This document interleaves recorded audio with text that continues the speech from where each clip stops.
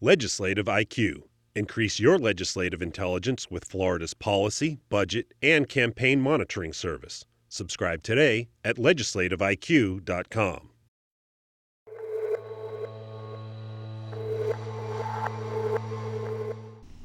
In November 2010, Brandy Peters and her 3 young children were brutally murdered at this home just miles from the state capitol.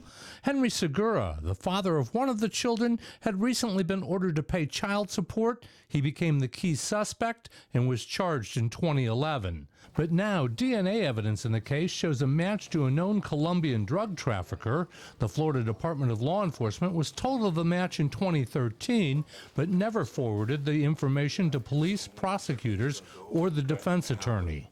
We got it 2 years and 2 months later, and now we're in the posture of getting ready to go to a trial where a young man could be killed potentially for these offenses, and there's evidence that tends to point to someone else.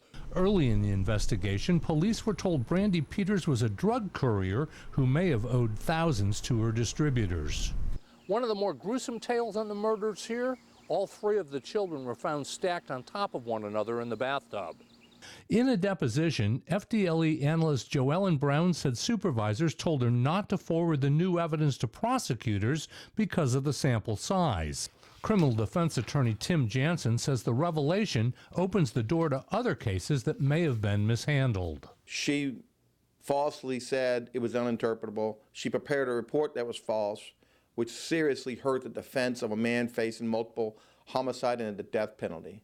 Nothing can be more serious than this. The FDLE analyst did come forward with the evidence in March, saying it was the right thing to do. Reporting from the state capitol, I'm Mike Vasalinda.